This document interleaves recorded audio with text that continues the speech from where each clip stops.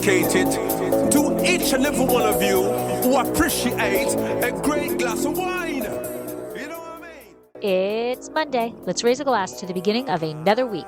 It's time to unscrew, uncork, or saber a bottle. And let's begin exploring the wine glass. Today, we return to Winephabet Street, where the letter of the day is M, and it stands for Malbec. Not just any Malbec, but today we are focusing on Argentine Malbec. I'm honored to have this episode sponsored by the wines of Argentina.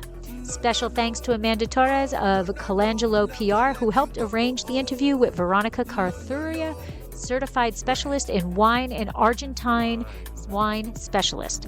If you listen to a lot of podcasts, you know that many ask for Patreon. We do not plan on doing this, but we do ask you to support the podcast by leaving a review. It only takes a few seconds of your time, but means so much to the show. The next best way to support Exploring the Wine Glass is to tell your friends. If you enjoy the podcast, your wine-loving friends will too. Finally, don't forget to head to the website, exploringthewineglass.com, to read the blog, sign up for the newsletter so that you can keep up on all the happenings. Slancha! No, no, no. No, no, no. Oh, no, no, no. Never let you go. Hey everybody, I'm Lori Budd, a UC Davis winemaking program, Spanish wine scholar, sommelier service, Champagne and Côte d'Aron specialist, and a WSET Level 2 graduate. You can find Exploring the Wine Glass on all the socials, as well as your favorite podcast catchers. If you haven't subscribed yet, now's the perfect time to swipe, subscribe, rate, and review.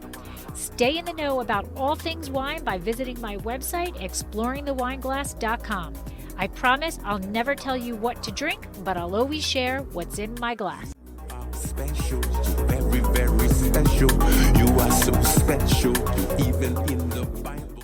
Hey everybody, welcome to Winephabet Street. Deb and I are back. We had a little hiatus trying to get a wine for the letter M, but we are ecstatic because today we are virtually, I wish it was in reality, but we are virtually heading to Argentina for the letter M of Malbec. So, hey, Deb, it's been a while. I know. Good to see you. Good to see Veronica. I'm excited to be back. I've missed our monthly chats. Yes. This is our wine education, true education thing where Deb and I also get to learn. And so it's exciting for us to be back. But for those of you who do not know, I am Lori Budd, one of your co-hosts here. I am a Spanish wine scholar, WSET Level 2. I am a champagne specialist in the Côte d'Aron. And I kind of own a winery, one of those things, in Paso Robles, where we specialize in Cabernet Franc. So if you are around in Paso, come on to downtown and give our wine some taste. And Deb, who has a longer list of things that keep her busy. That long. not longer. I'm Debbie Giaquindo. I'm known as the Hudson Valley Wine Goddess. I'm a wine writer, blogger, educator. I'm a certified specialist of wine, a wine location specialist in Port and Champagne, and a certified cherry wine specialist. I'm chairperson for the Hudson Valley Wine, Spirits, and Cider competition that we just had 2 weekends ago at the Hudson Valley Wine Fest. I own a restaurant in North Wildwood, Trio North Wildwood. We are open through New Year's Eve. Now that it's fall, our hours are just Fridays and Saturdays. And I don't know if I left off anything. Oh, I just became a grandmother. Congratulations. Yay! Thank you. I have a granddaughter named Juliet Giaquindo. So, Yay. That's it. Veronica? And Veronica. Perfect. Well, ladies, thank you for having me. I'll try to be brief. I'm an original Argentinian who actually fell in love with wine during my university studies in Paris in my early 20s. And once I graduated school, I was not in wine, despite my love of wine. I was working with retirement plans, and it wasn't about 8 years out of college that I said, this is for the birds. I have to do what I love. I quit my job, got accepted to INSEC Bordeaux to get a master's of wine marketing and management. Because I was with the French, I love the French, worked with the French for quite a while, really working with Bordeaux as one of my original clients. And then I was picked up by my people. They found me. They found me working with the French.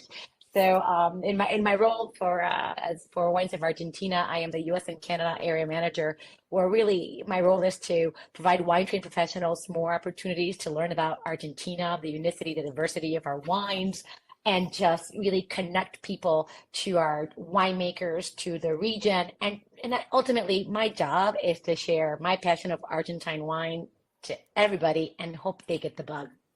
So, in a nutshell. That's All great. right. Well, we are hoping that this webinar helps get that bug out there and gets more people to be familiar with it. So we are thankful that you had the time to come on and to share your knowledge with us. Thank you. All right. It's Elmo time, I believe.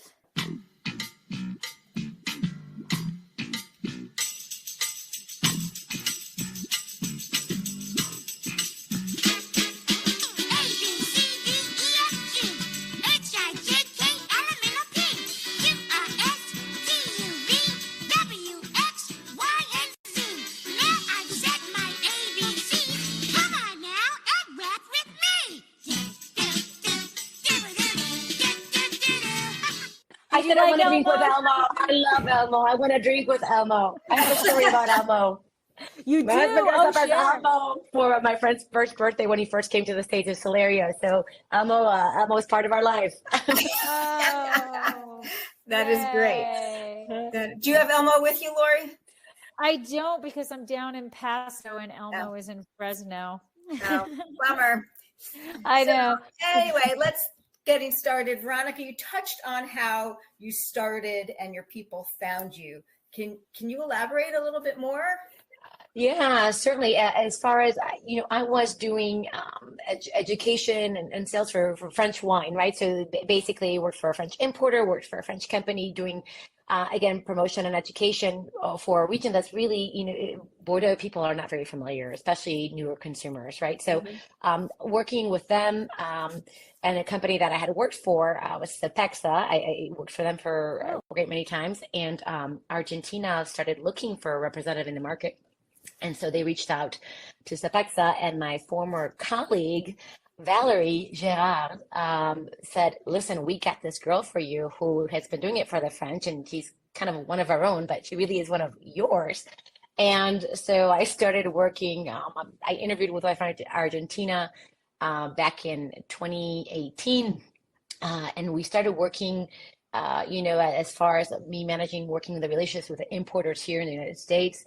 And after a year and a half during the pandemic, they expanded my role to work not just with the importers here in the U.S., but the wineries in Argentina, as well as expanded my responsibilities to oversee the Canadian market, where again my responsibility is to create marketing programs, create opportunities, or get connected with opportunities to bring Argentina to the forefront of the trade, right, and get them, whether they be at the sound share of mind, as a buyer share of mind.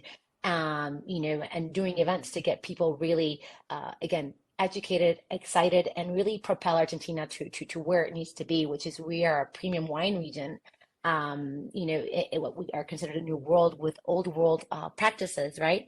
And just a ridiculous real estate as far as viticulture. And so I need to share that with everybody so that they can, get more excited and start buying more Argentinian wine. So again, any programs there are with retailers, with sommelier conferences, we're there. And so we're here to talk about the Malbec. Now, before we get into this, I just want everybody to know, because you are Wines of Argentina, we want everybody to know that there is more to Argentina than Malbec. So we don't want people to just go, oh, well, all there is Malbec. It's mighty fine Malbec. There is a lot more to Argentina than just Malbec. So, but we're just focusing on Malbec today, because it's the letter M. It's the month of the letter M. And we'll take it. We'll take M. And then, so you said that you had a passion for wine, even though you went into, that other realm for a little bit. Yeah. how did you fall in love with wine? Just because you're originally from there? Is it instilled into the culture? Well, first of all, my father, I will tell you, in Argentina, he was again, even though it wasn't Malbec, my father was a big drinker of Cabernet Sauvignon, as he would say with his accent. And we emigrated in the early 80s to the United States. So wine was part of the culture, but here he would actually make it like a spritzer, right? Just to extend the utilization of wine, right? So he would have it with dinner. I was drinking it in holidays as a spritzer. My aunt would pour me, some red wine with 7-Up, and we thought we were really cool. Never truly appreciated it as a kid and never really longed for it because it was something that was accessible, right? But it wasn't until I studied in Paris where I started taking little side trips. So I would take my first side trip was to the Loire Valley, interestingly enough, which has Malbec. But I fell in love actually with Bouvray, right? Blanc from the region. And then, and it was a sparkling stuff. It was like more the sweeter, the demi-sex, which you get started as a newbie wine drinker. So it was a great region. And then from then, one of the second or third trip was Saint-Emilion. And that is where the love began. I'm a right bank Bordeaux girl as far as my initiation of love for wine.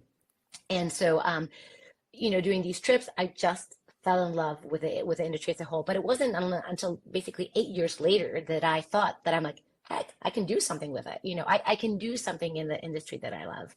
So, but it really began just a visit. It was Saint-Emilion, the region really that put the love. Yes, that is where my heart is in Bordeaux too. Yes, it is. My cheeks hurt when I was there because I just was smiling the entire time, and just it is so beautiful there and so historical, and that's where in Bordeaux, that's my heart also. Yeah, and I mean, just the village is so quaint, and and I think part of wine, and I'll bring it back to Argentina, that it's the culture, right? It's not just the wine, it's the lifestyle, it's the food, it's everything about it, right? And so it's you fall in love with not just the wine, but everything around it. And so we're here to talk about Argentina. So before we get to the wine, which Deb, we didn't clink, but it is 10 o'clock for me. So it's somewhere in the world. It's afternoon, whatever they say, right? It's 5 o'clock somewhere. This is what happens when we take a month off. We forget to clink. I know. So, cheers, everyone. Cheers.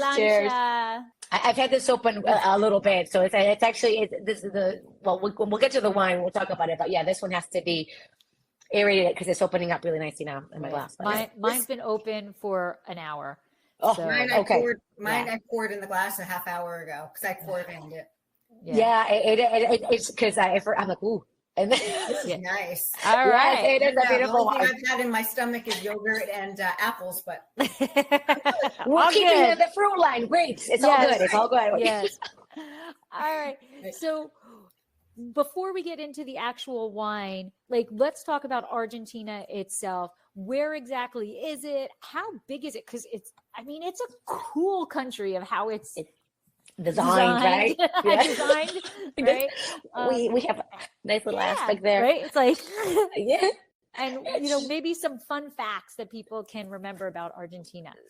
Certainly. Well, Argentina is located in the southernmost corner of South America, the South American continent, and it's about. And by the way, I will speak kilometers and miles, because I still don't know kilometers, but it ranges about 38 kilometers distance from extreme north to extreme south. That's about 2,300 miles from north to south, and about 878 miles east to west. So the surface itself is about 1.7 thousand square miles.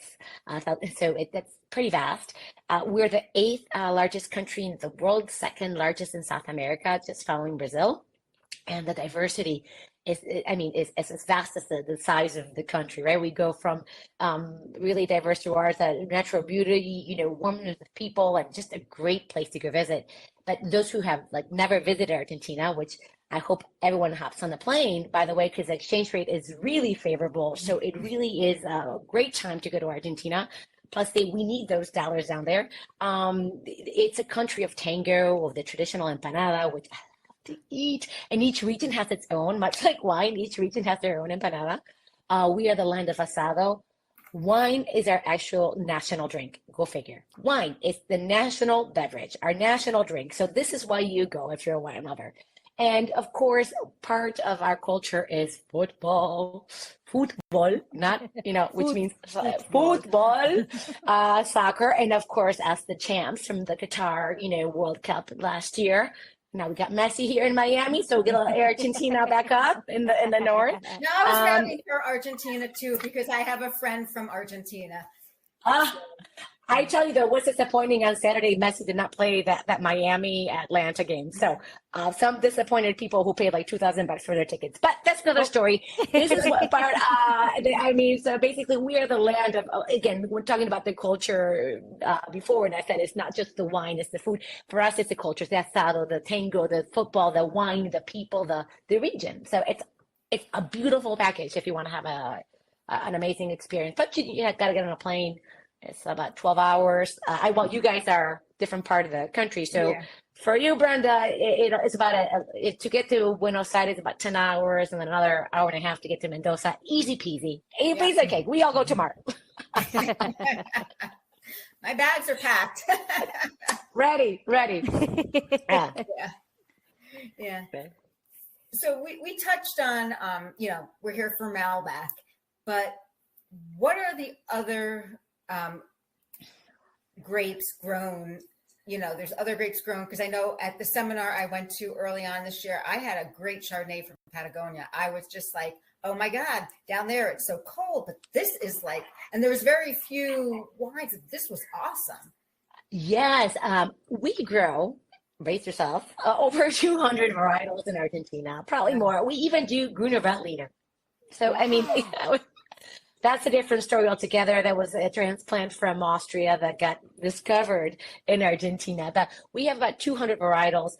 The most prominent are the same ones that are here, right? Malbec is our leading grape, but we do Cabernet Sauvignon, amazing Cab Francs, Chardonnay, Pinot, great sparkling wines. And again, those are blends, right, of Chardonnay, Pinot Noir. So it's not a varietal, sorry about that. But we make over 200. We have also Sauvignon Blanc, anything and everything. What it gets most exported, however, is our flagship varietal, but that is not, that's almost, Malbec itself is as varied as the country itself. So if I may, when I talk about the grapes, also talk a little bit about the terroir and why we have so many grapes, if I may. Yeah, that's what I was going to say. Like, throughout the whole country, it's just not in one region. Like, and I said, right. Patagonia, and there's all different areas.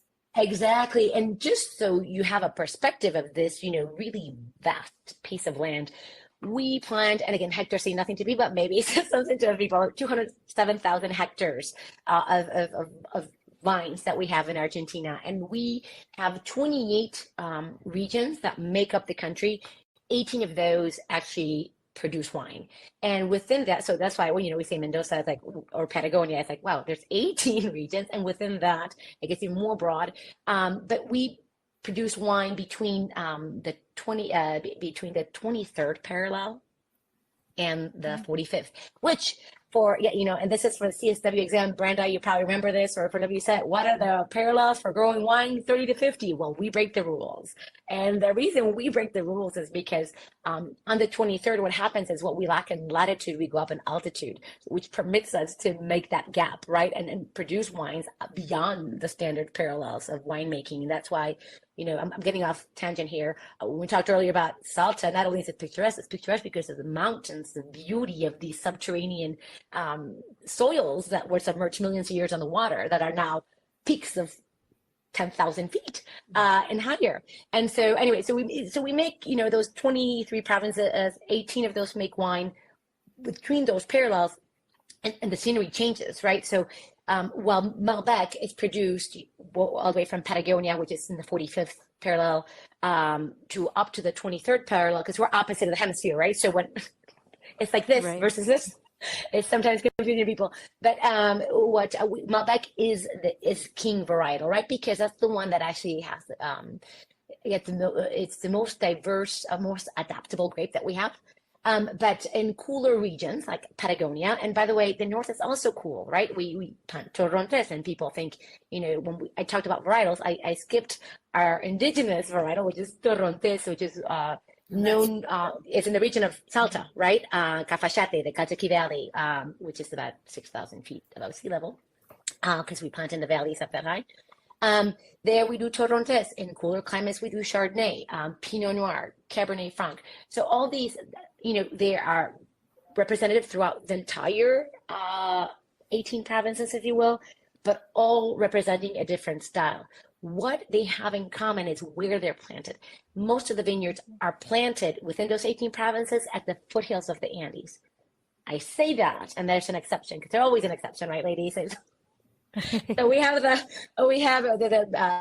next to Patagonia, that Atlantic region, which is close to Buenos Aires, closer to the ocean, Mar del Plata, where they're doing new innovative plantings. But again, here, the climate is very different because it's not as arid desert as we have in, by the foothills of the Andes, but we get into more Atlantic, it's an Atlantic climate, right? Because we're right by the ocean. So it is a very diverse region. So for every grape that is grown, Malbec is in every single region of these 18 provinces along the foothills and the Atlantic. So long answer. Sorry. No, that's awesome. And that's more. And if you do it in the next 5 seconds, you'll get nothing. That's right. You'll get it. Yeah, no, crazy, right? Yeah. Yeah. So it's interesting. I don't know, Debbie, did you catch that? It's the 23rd parallel, right? So that's significantly lower than what is typical. Right. So awesome. And again, what is so cool, and this is a thing that I think people, once you start dabbling in, you're like, oh, God bless, all what I knew is out the window. There's so much more to know. And again, because we're on the Andes, it's a tropic of Capricorn where we're actually making wine. So you would think you're closer to the equator, right? But you're also in a cooler climate because you're up the mountains. At that parallel, though, to be very, very frank, we're upwards of 6,000 feet above sea level, 10,000 feet, and people that are on the line right now, when I say 10,000 feet, I like to give perspective. That is the ding of the plane that says it's safe to use your electronic equipment. That is how high. I love that perspective. Right? But that's how high we're planting. So that's what allows us to go beyond limits. Actually, that should be a tagline, beyond limits. On our next episode. Don't take that. Don't take that. No one on this call. Yeah. I'm going to use that somewhere. I like vineyards at the ding of the airplane. I like that too. That's kind of funny. Yeah, but it's perspective, right? Like people don't realize, because unless you're making wine or really into geography and geology and what have you don't, elevation is not something you keep in mind on a daily basis. So we have 3 wines that Wines of Argentina was generous enough to send us, and so we have Susana Balbo, which I have had the wine before, but not this label. So that was really interesting. So I'm excited to see that. And then so I'm not doing them in the correct order, but so you can right. And then we have Bodega Argento. Just so the people who are watching, because we have several people on today. The first one you want us to taste. This is the first one we're going to taste. Yes. Okay. And then we have the Alta Vista. Yes. Okay. So that is I just wanted to put those labels out there for the people who are watching either live right now or on the YouTube channel, so they can actually see these actual labels. But we're going to taste them, but I just want to make sure we have time where you can give a little bit of background on each of these wineries.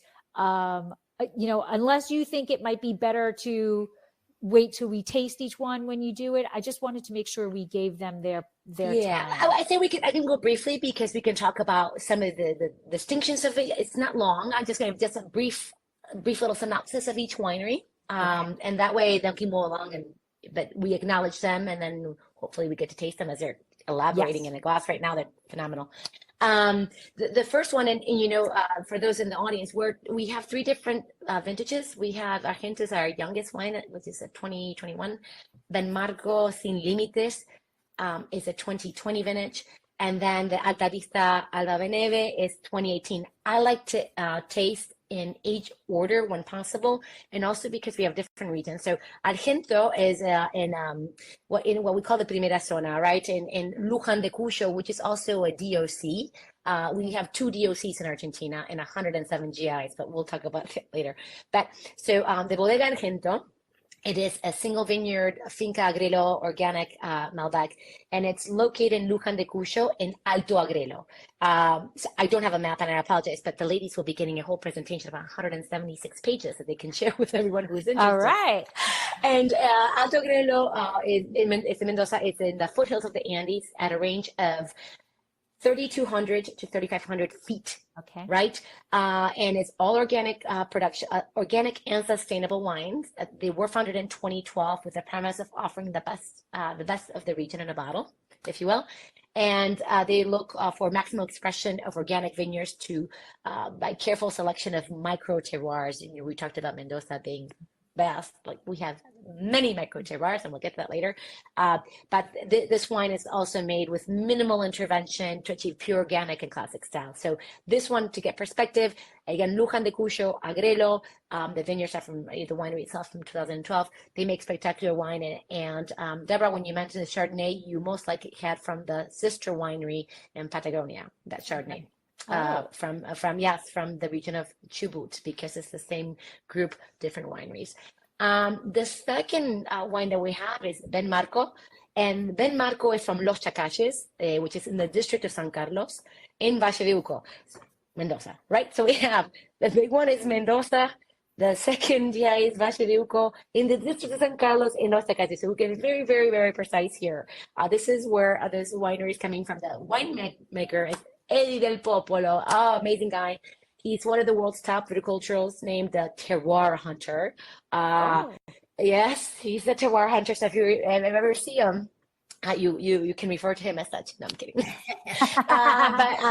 But Ben Marco Sin Límites, or Without Limits, it's an organic Malbec. It's in collaboration with Susana Balbo, the pioneer of wine in Argentina. She was one of the first, not just female winemakers, one of the first leading winemakers to bring, to really work on quality and bring it to, for export. So this is a collaboration with her wines, and this stands out in a league of its own when it comes to soil-driven profile.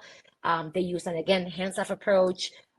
This wine doesn't have any sulfites. It avoids the sprays of pesticides or herbicides. So it's really an interpretation of terroir with a very, hands-off, clean, truistic or holistic approach to winemaking in a sense, right? And again, this one, the altitude is about 3,900 feet in elevation. So this is higher than Bodega Argento, right? So we're about 400 feet above the Argento here. And the last one is Alta Vista. It's located in Campos de los Andes, which is Valle de Uco. Again, Valle de Uco, you're going to hear a lot of it, a lot of wine coming from there. This cool terroir. If you see a bottle with Valle de Uco, you got to get it. Luján de Cuyo, the same. There's some regions that you must know if you want to really get to know Argentina. Stylistically, they're very different, but important for different reasons, different aspects that they give to the wine. This wine actually comes from, again, 3,600 feet above sea level, so right in between Ben Marco and Argento as far as altitude. But again, these last two, Valle de Uco, different districts, if you will. But Alta Vista was the first winery to produce single vineyard the terroir management. So they are kind of like the leaders in that sense. And for them, they look for distinctiveness of site to express true characteristics of each region. So the vineyard was planted in 1999 in Valle de Uco, and it has, when we talk about soils, it is loaded. Ladies, I'm telling you, we can talk very briefly about soils, but they're so vast. But in this particular part of the region, in Campo de los Andes, it's deep soil, sandy texture, and mainly rocks. Again, we think rocks because we're at the foothills of the mountains, or on the mountain, if you will. So these are some of the, what's interesting about these wines, and then we can taste together as we move along. Yeah. And if I talk too much, you just because I'm a little cherry, if you haven't noticed. Your excitement and passion is phenomenal. It's great. So what is the origin of the Malbec grape, and how did it end up in Argentina? Yes. And Well, also, I learned something here. Yeah, what? I'm sorry to cut you off because I actually learned something here in this recently. So that very little is known about the exact origin. To be fair, but in 1992, it was discovered that to be a sibling of Merlot. Now, I tell you, I did not know that until very recent. And it has a common mother, Madeleine Noir de Charente, while its father, it's Pugnard, like Pugnard Noir, and this is news to me, ladies, to be very fair, which is an ancient and rare blackberry that originated from Gaillac. I don't know if you guys know where Gaillac is, but I went to their Pot Ouvert when I was living in Bordeaux. They have great sweet style. Like it's more like a partner to they have like sweet Sauterne style, like Botrytic Semillon. Oh. That one. Not that conversation, but it's very neat. The arrival of the grape itself, it wasn't until the late 19th century that we kind of, actually in the 19th century that Pugnard was wiped out by phylloxera, right? So the grape that's native to the Malbec itself is what's native to the southwest region of France, more specifically Cahors, which is right by Bordeaux, and it's known as Cot. It's not the same Cot that you find in the Loire Valley, by the way. It's probably a sibling. I don't know much about the Loire Valley Malbecs, but again, this comes from the southwest region of Cahors, and it's known as Cot. So very, very cool, history in a sense, especially that it comes from Pugnard. Well, I'm just happy because it's kind of like, I call it the stepchild of Cab Franc, because I need to relate everything to Cab Franc. So it's because Cab Franc was the parent of Merlot. It's the same mother, that gave us Cot, which gave us Malbec. So if I can weave a way back to Cab Franc, it makes me very happy. Oh, then you got to try some Cab Francs from Argentina too. I know that you're making passarolas, but you really got to discover it. They're phenomenal. I would love to. Yeah. Make sure we get you some samples. Okay. I'll hold you to that. So Deb, do you know, Deb was starting to say about how did it get to Argentina? Yeah. Yeah. Oh, yeah. Thank you. And that was my fault for interrupting you. I got so excited. You got so excited. It's good. I jumped right in. Well, actually, according to research, Cahors where Malbec actually originally was grown, right? Now, but according to tradition, the vine entered the region through the 2nd century, about 150 AD, from Italy. Now, it was introduced by the Romans, right? This is what we kind of put together through the research. Now, although we have to consider it may have come from other parts of Europe, right? So again, it's not very clear, but we know it's introduced by the Romans, or we think most likely was introduced by the Romans. But it really was the varietal that it was in Cahors where it really was cultivated, right? And where it acquired a recognition, considerable recognition by the writers and the kings at the time. But it wasn't until 1853 that it made its way on the timeline to Argentina. And it was introduced by a French agronomist. It's called Michel Pouget. And he was hired by the Argentine national government to oversee the management of our Quinta Normal of Mendoza, which is an agricultural quinta, right?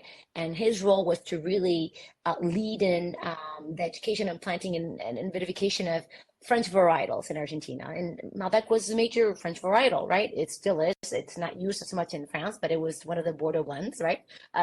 So it was introduced officially in 1853, and that links into why we celebrate Malbec World Day, because Michel Pouget was actually appointed on April 17th. And so April 17th is Malbec World Day for us. And for us, it grew really well. But what's interesting to know is 10 years after it became our official, right? Official varietals that were cultivated in Argentina. In 1863, we have phylloxera hit France, right? So huge wiped out vineyards in France and throughout the world. But what happened to us is crickets, literally crickets.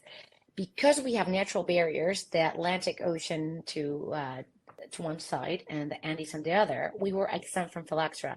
Now, we weren't the only one. Cyprus, Chile, and Argentina, because of our natural barriers, were immune at the time to phylloxera. So we have what we call pre-phylloxeric Malbec.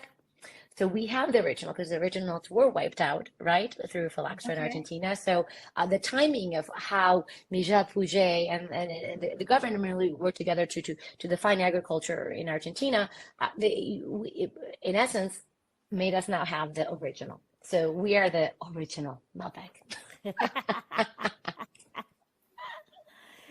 And now, a word from our sponsor.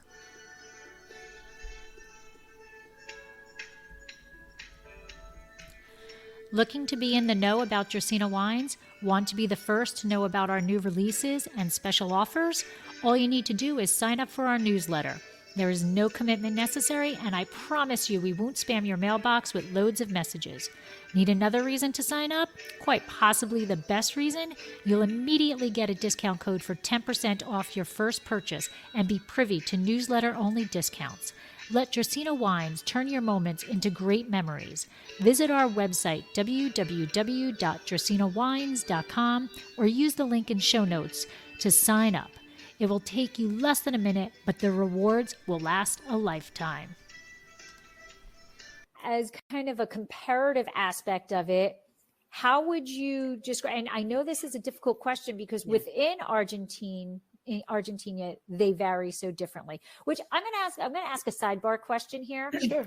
Is it Argentinian or Argentine? What is the correct way to group people and grapes together? It's funny, for years I've had the same question, but for wine, I just say Argentine wine.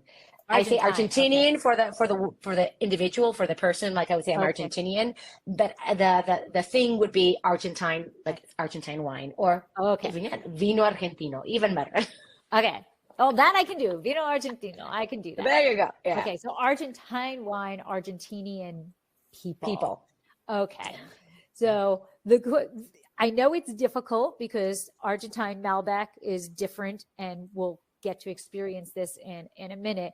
But how would you generalize Argentine Malbec versus the French Malbec or Côte, or even how about us in California, our Malbecs compared to? Okay, this is a very, like I said, very complicated question. As far as with France, it's more mineral structured as steer. But Malbec is in Argentina. Let's go this way because our climate is very different, and we'll get to it in a little bit. Malbec is we have a lot of variety, a lot of intense color, shades of deep violet, aromas of red fruit, plums, cherries. I'm just generalizing here, right? So it's not. Because when we get to region, and it's very specific. And so you have notes of plums, cherries, spices, minerals, and with oak aging, you bring out some chocolate, vanilla, tobacco flavors, and the mouth is like soft and persistent with sweetness and tannins. So it's very broad.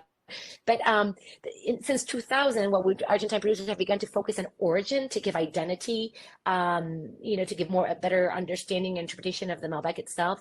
So we have had Malbec studies where they, about 18 or 20 wineries from north to south, pretty much grew the vines and treated them in the winery the same way. Mm-hmm. And they discovered really that they're all different. Sorry, there's a fruit fly in my office because I have... Because you have... Argentine And so what they determined that each region stylistically is different. So cooler climate for us, and this is where you use California, or where I guess cooler climate, Malbec may be more similar to Loire Valley, maybe because it's cooler climate. So a little more brightness, more refreshing acidity. That when you get to warmer regions or regions where it's more clay in the soil, they're richer, they're bolder, I like to say coastal, right? It's a French word, like meaning, they're more built. So it really, I can't answer that in a very straightforward fashion because they're as varied as the soil that they're planted in and the altitude that they're planted in. And so, but it's well-made Malbec tends to be dark perfumed wine with, blackberry and plum fruit. But again, it's at H&O because it aged in barrels, it's at aged in concrete. And right. So you're a winemaker, you know. Guys, I know you want the answer. I can't give it to you. You got to drink a lot of Malbec. It's all different between where you get it with the soil and the climate. And yes. You know what happens during the vinification process. So Well, it's less about the vinification process itself. It's more about the soil. It's the terroir. We are mountain people. And if you ask a lot of winemakers, they say they make mountain wines. And so when you take Mendoza, so again, this is kind of try to answer a question that has no simple answer and just give you more depth of why Argentina and why you want to take a deep dive without me here, because there's so much to know. And I just touched the surface because I myself know the surface, right? But within Mendoza itself, we've got 5 regions, just Mendoza. So you have Valle de Uco, which is the premium, right? What they call the premium. Primera Zona, that's just where you find Luján de Cuyo and Maipú. Very different soil types, very different climates because they're very different altitudes. And then you have the northern oasis, the east, and the south. And so when you talk about soils, because we are in the Andes, and this is, again, for a geologist, is a gold mine. We have a lot of alluvial soils, and for those people that are listening that may not know what alluvial soils are, it's soils that are created by drags of river and ice melt. And as the water descends the mountain, it leaves around sediment, and it's millions of years of run, right? Of even on a daily run of water, and we have colluvial soils from the windstorms that came about. So what happens in the Andes Mountains and within these regions, you have different cones that are, and I shape them this way, right? And each cone have a different soil composition. So what's happening today when you're planting a vineyard, instead of doing a square, for example, like planting in a line, they've done thermal studies, so they're planting along by soil type, right? So I said this is just the tip of the iceberg. It's what's happening in Argentina, and I mean, to answer the question about Argentina and California, you take an elevation in Mendoza, right, as well. Take the soils aside, we know they're diverse, they're heterogeneous. You can be 5 feet away and have a different soil type, right? And that's what's so cool about the region. You have, 14 in Mendoza is 1,400 feet to 6,000 feet of elevation. Napa, the highest point is 2,600 feet, and that's Atlas Creek. Now, for people that are really wine geekies here, because I love talking about altitude, because I understand it. Like after all these years, I get it. For every time you go up the hill, it's 155 meters, which is 328 feet. You go up that mountain, a Celsius degree drop in temperature occurs. So you already jumped a different climate, right? So when you're talking about elevation beyond 2,600 feet or anything about 3,000 feet or 3,600 feet, now you have UV exposure that is impacted up the mountain, right? So I'm sorry, I'm deflecting here, but what's happening is when you, the higher you go up the mountain, not only you get cooler, you get a higher concentration of soil, of radiation, but that stops at, I believe, at 3,000 meters, the studies show. And what happens is that grape gets really dark to protect the juice inside, and so to protect the berries. So you have really dark, intense fruit, but since you're in a cooler climate, higher acidity. And that's not something you can achieve in Napa, for example, when you're just, the peak is 2,600, right? So when you start understanding the climatic differences, the exposure, the grade at which you are in the mountain, because depending what side of the mountain I'm going to move my body to, that's the exposure of sun you're going to get. So another thing to take into consideration about the style and how it impacts, Argentinian versus California, or more specifically Napa. In Argentina, we're an arid desert. We get less than 8 inches of rain per year. Oh, wow. Okay. We have to irrigate. In Napa, you get an average of 23 inches per year. So again, that comparative, instead of answering how are they alike, is and how many ways are they different? Right. And so again, for us, and the water source, our irrigation is snowmelt from the Andes. Everything is natural, right? There is like a full circle in Argentina of this. It's a whole, again, holistic, but again, everything is, it's more, the more we're just very stylistically different, that we can find in specific regions, similar profiles, but that's why it's the world to discover.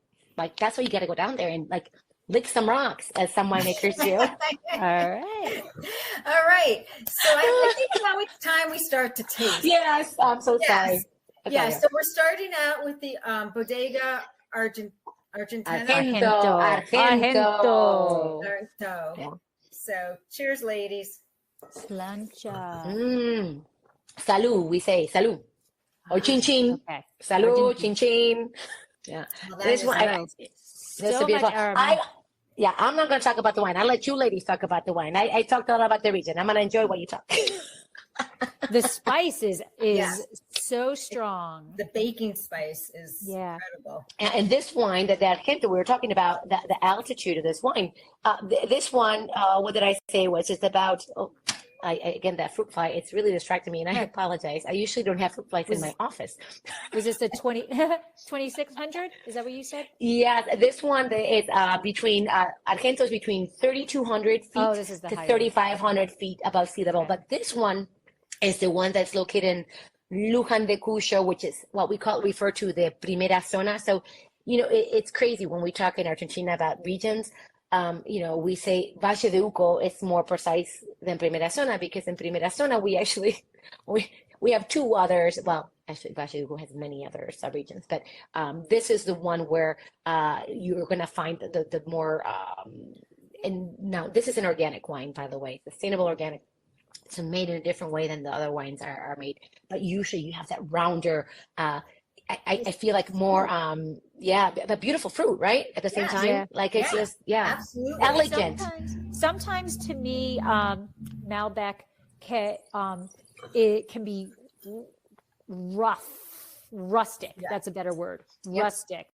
This is got all of that spice that typically for us then leads to that rusticness that is either depending on your opinion, positive or negative. This doesn't have that rusticness. It's followed by the fruit versus that earth that can be there. Yeah, What does retail for in the States? Oh my God, don't ask me this question, because I do not have the pricing. Sorry. I would not know, and I'm so sorry. Would probably have to Google it, because I don't know also if it's in every market. I know it's available. But I would not know, and each market would be different. But we're getting to a premium category, like an ultra premium. Yeah. So along those lines, I do want to do a shout out to the wines of Argentina themselves, and the website. So can you just, before we forget, can you just give that website? Because there's a wealth of information on that website. Huge. Yes, it's winesofargentina.org, and there's a blog there, and they're very relevant if you really want to get nitty gritty. There's some fun stuff like what restaurants to hit, what wineries to visit. That's nice and cool, but there's really good blog content about the varietal, about the aging of Malbec, about and it's really well done. But we have really great content creators, and these are knowledgeable people about wine. The two individuals, I'm gonna give a shout out to Alejandro, Alejandro, and I'm not gonna say the last name, and Joaquin. Both are brand ambassadors, or when I say brand ambassadors, they're wine professionals, and they just have amazing. They're tied into the wineries. They're extremely knowledgeable, and they dump the information in such a way that makes it very understandable, and they're not talking at you, they're talking to you, which for me, that's the big thing in wine, right? Like, you want people to like the wine. If you talk out on there, Right. And so, but yeah, winesofargentina.org, great information. There's downloadable presentations as well if you want to go by region. So if you go to where there's varieties, they give you information by region. If you want your own presentation, I'm going to send it to you ladies, just so that you have it all together, because it's one instead of having 5 different downloads. But it's great information. And if you want to, even food pairings are there as well. So it's a great site. Great. So we have several people watching, but Michael was wondering, and I'm thinking that maybe he can find his answer on the website. He was looking for some other winery suggestions, or the labels, the wineries themselves from the Salta province. So is that a searchable thing on that site? Yes. When you go to winesofargentina.org, you hit on the northern region, you hit on Salta, and then they'll give you all the wineries that are out there. What's really interesting about this region, thank you, Michael, for the question, is that there are not as many wineries as there are in Cuyo, which is basically our prolific, wine region. 75% of the wine produced in Argentina, or 85 of it comes from Cuyo. it's for the export market. It's only 3% from the Patagonia and the north. So, but there's not a lot of wine because they're higher altitude. It's harder to grow. The yields are less, but they have a spectacular wine. So if you get a Malbec from the north, try it out there. And again, they're just very deceptive when you see them because you think they're going to be really, really big because they're so dark. But they're going to be really refreshing. So, but they are listed on the website. It is a great source. Sorry, I went long. That's okay. No, well, we're gonna go on to wine number 2. Perfect. Oh, the Ben Yes. Marco. The Ben Marco. Oh yeah, and this one was the one that's actually higher than the Bodega Argento that we just had. So this is from Los Chacaches in Valle de Uco, but in the district, but the district of San Carlos. So it's Los Chacaches, which is within San Carlos, and so this is higher altitude than the Argento, and it's darker. Yeah. It's right. Again, I mean, I'm going to do this, but people on watching aren't going to be able to see it. But it is, I might be able to. you know, when I'm putting it in front of my white paper and my words, I can basically read. You really can't tell. Yeah, it is intense. It's an intense color. Yeah. I can see my words on my paper through the Argento, and I can see there's something behind the Ben Marco, but I can't read the actual letter. So this is a darker Malbec. So as we taste the Ben Marco, can you talk to us about any dishes that wine and food pairings that will go well with Malbec? Oh my gosh, everything and anything. That one I'm going to direct you to the blog as well. That in a very short sense, we do anything from asado, which if you're not familiar, because I didn't really explain, asado is our Argentine grill. We throw all the cow on the fire and eat it up. I mean, so it's amazing with chimichurri, but we can do asado, pasta, pizza, tamales, humitas, empanadas, sushi. Like we have wines that go with sushi because whether it be a Torrontés, for example, doesn't have to be a Malbec. So depending on, again, back to that regionality, the style of the wine is comparable, but we do have this food and wine pairing on the Wines of Argentina blog. So when you go to the winesofargentina.org, hit on the blog and do food pairings, and there you go. You will have all the higher acid. All the answer. And higher acid cooler in climate. this wine. Yep. Higher acid in this wine. And I get a lot of cinnamon. Yeah. And it's very different from the first. Yeah. So different from the The first. first had a little bit more fruit to it. Are you, am I the only one getting cinnamon? I'm not, as they say, I don't, you're probably right. Again, for me, it's right today. I'm not, doesn't mean it's not there. Like, look, I just tell you. Well, every palate's different. Right. Yeah. What are you But getting? they do say women have a better nose, by the way. We do. I've written a blog scientifically proving it. So I do get it's just a hint on the finish. But it's very interesting because to me, it's a very distinct difference in acidity level for me. And it's not like it's at a balanced acidity. It's beautiful acidity, but this is a completely different wine. The aromatics are completely different. Yes, completely. I get a plum in here. What stands out is the color difference and that acidity. This is livelier because that acidity is right up there. Yeah. This is content meeting reality, right? We were talking about higher altitude. It's really darker, but it's refreshing acidity. Like it's in the bottle, and it's so right. It's in the bottle. It's in the bottle. Yeah. And what I like, this isn't when you think about red wine, a lot of times people think it's heavy. This wine isn't heavy. No, not at all. This and like in summertime, I personally shy away from like a Cab, a Merlot. It's just with the heat, it's just too hot. This Malbecs are nice summer wine. This is very nice. Yeah, and I think it's all that acidity, the cooler Yeah. climate. And again, not to say that one region is better than the other, is stylistically they're so different that you can consume Malbec every day and not affect the surface, right? Because not just it's aside from the GI or the soil, it's the winemaker. So you can have comparable soil types, different winemaker who's a different interpreter of the terroir, and you're going to get that different wine. But one of the things I've learned too on my journey of loving wine as a big wine consumer, yeah, they're not all, it's very, we think because stylistically in warmer climates, we have bigger wines, but we are warmer climate with cooler regions. And we don't think about that. That makes it, I can have a great wine. And that acidity makes it food friendly, right? That Yes. refreshingness. So there's some wines, it's particularly Lujan de Cuyo, none of them here. They're like, it's like one and done kind of thing because but those are more age-worthy wines that we don't age, but they can be light in a sense, light and bouche, right? I mean, very well structured, but it's Yeah. just, it's not that It's heavy. it's not a heavy, full-bodied wine. Yes. It's a medium palate, almost a medium minus palate. It's got all the fruit, it's got the flavor, it's got the acidity, and it's not screaming it in It your has face. nice It's texture. it's not bullying you into Yeah. it. I love that, not bullying you. I'm going to use that. I am All going to right. use that. You got it. If that's okay, I will trademark Absolutely. it. Absolutely.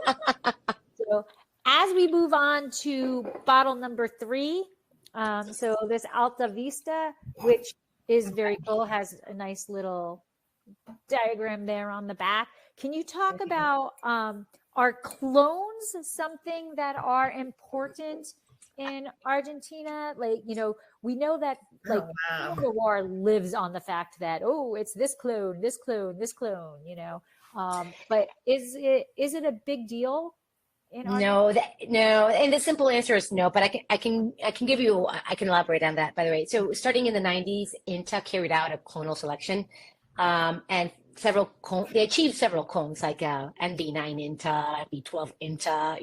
You're a winemaker, so you're more familiar with clones. Me, not so much. So for me, this is interesting, but I don't know how, but they're not commercially available in nurseries, what they found, right? And then the Mercier, again, we have a lot of French people through Mercier Nursery in Mendoza. They've developed a clonal selection, which we resulted in, again, for winemakers, and clone 136, 501, 505, 506, 1713. But that all was obtained starting in 2010. So the latter ones can be commercially found. And other companies have also developed their own clonal selection, like Catena and Tempest Alba. But in some cases, it refers to clones, especially foreign ones like Cat, if they were different from a local variety of Malbec or Argentine selection.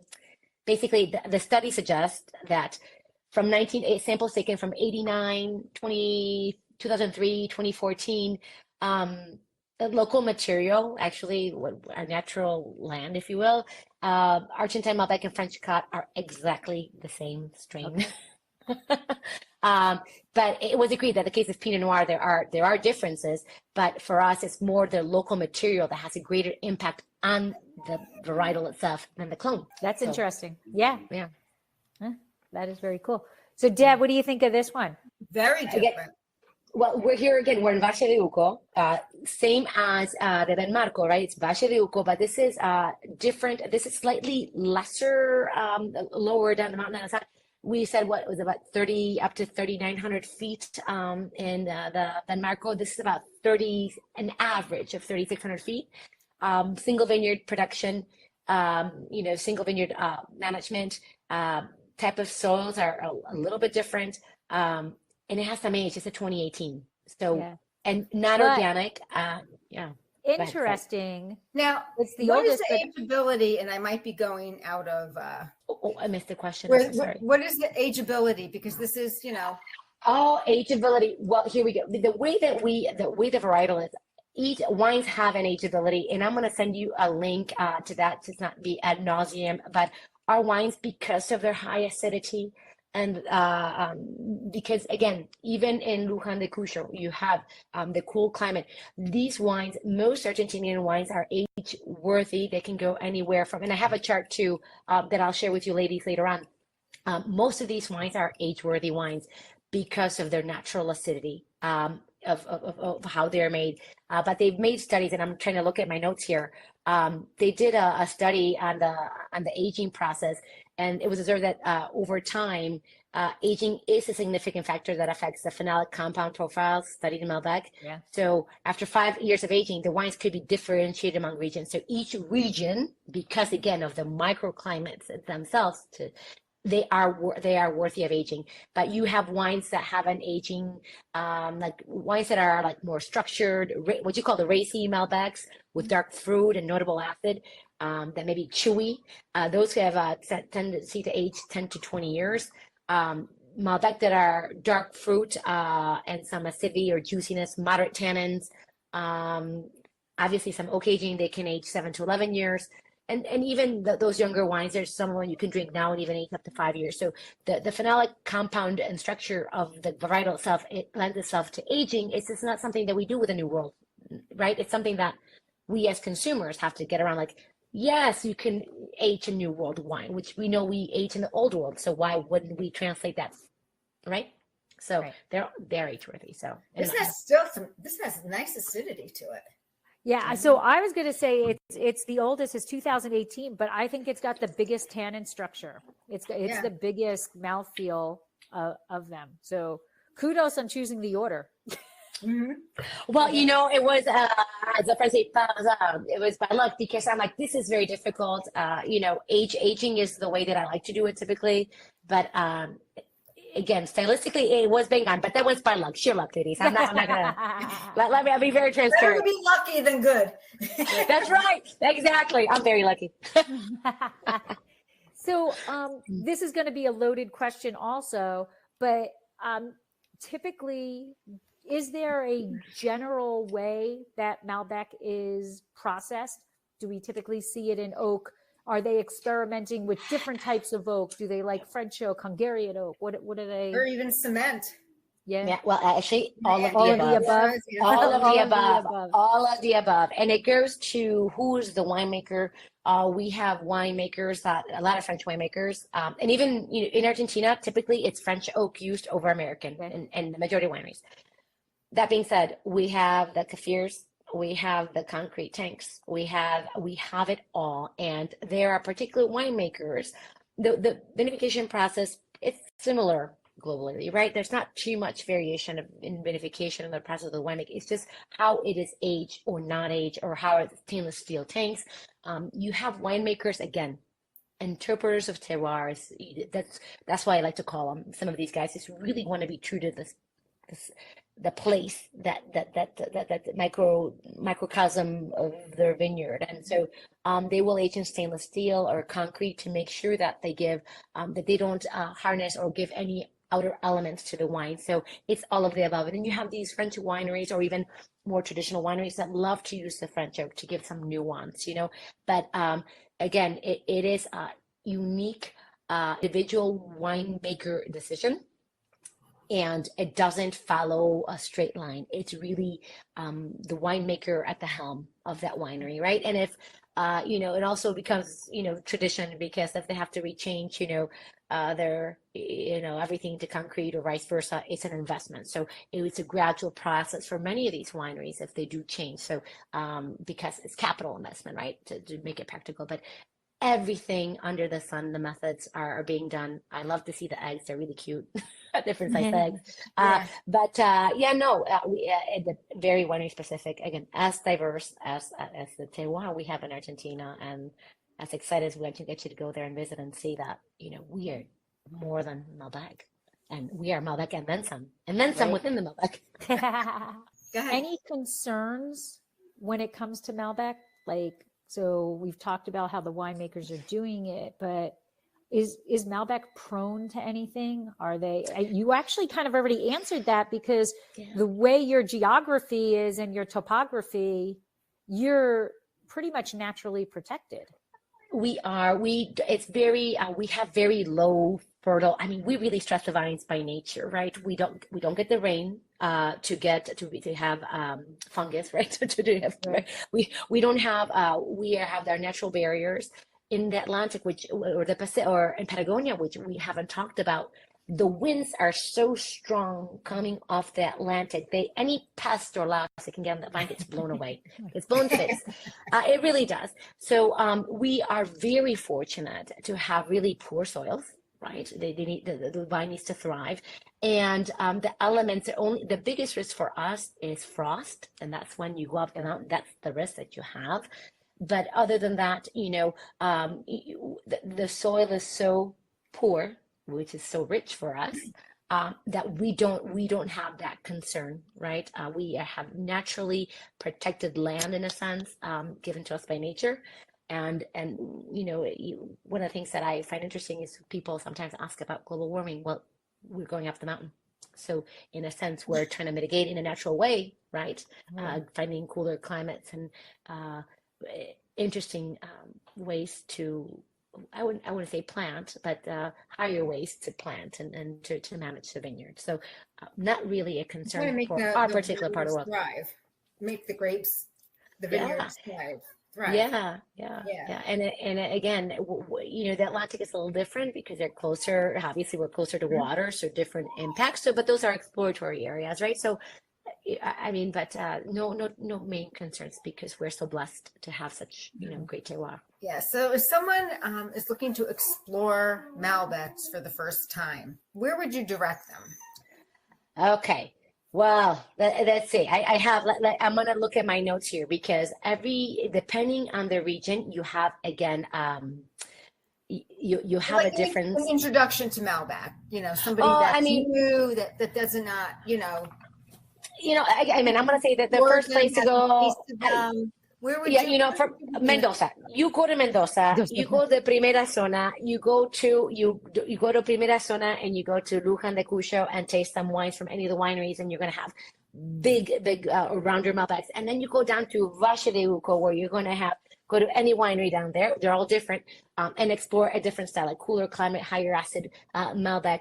But every region has something to offer everyone. And if you don't have time to go to the regions, you go to, and it escapes my mind, you go to, oh my God, Aldo's, I'm giving a plug to a restaurant that we work with in Argentina who has pretty much every wine on the planet.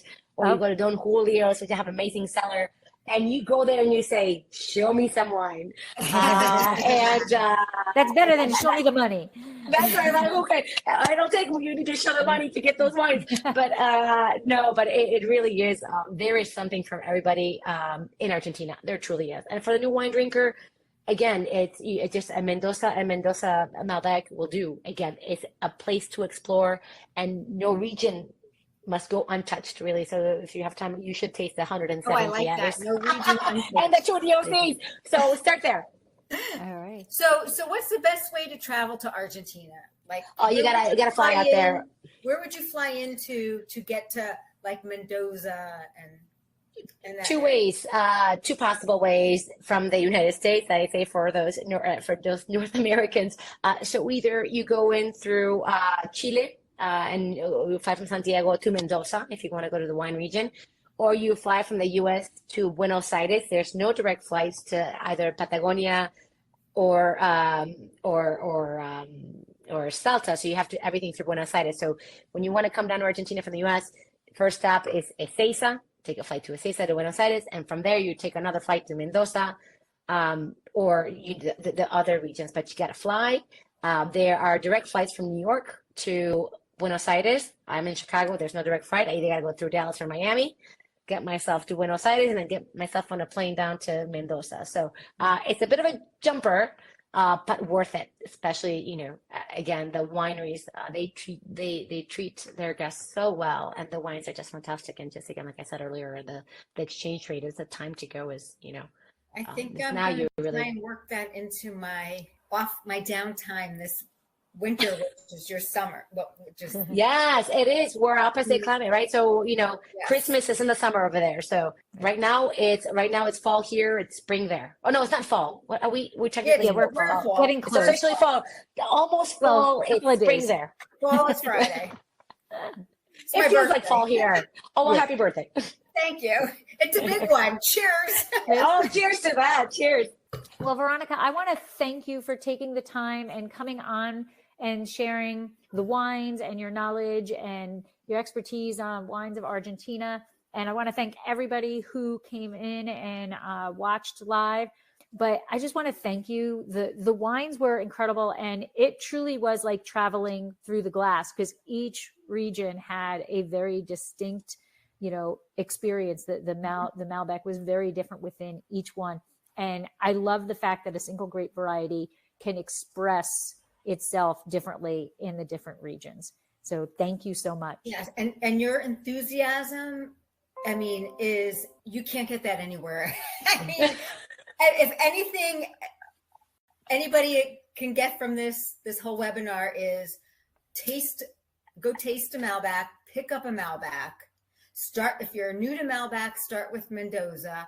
If you want a little bit more higher end Malbec, go to Valle d'Uco, and I suck at pronunciation. And explore the wines of Argentina, because there's a lot more than just Malbec. Although the show is based on Malbec, but Argentina wines are really wonderful. And thank you. So I did Thank you, save a little ladies. bit for our final goodbye. Thank you so much, Veronica and Slancha. Thank you, ladies. Water got turned right into wine, so you and I can fill the vine. This has been another episode of Exploring the Wine Glass. Thanks for listening. If you have suggestions on what topics you would like me to discuss, please reach out on social media. You can find me on Twitter, Instagram, and Facebook as Exploring the Wine Glass. I am also on LinkedIn as Lori Hoyt-Budd. Of course, you can always email me at exploringthewineglass@gmail.com and sign up for my newsletter at exploringthewineglass.com. If you enjoyed what you heard, please rate, review, and subscribe to help others find me more easily. And most importantly, tell your wine-loving friends, because if you like the podcast, they will too. Podcast music is Wine by Kevins. Until next week, Slancha. I'm on keeping it for my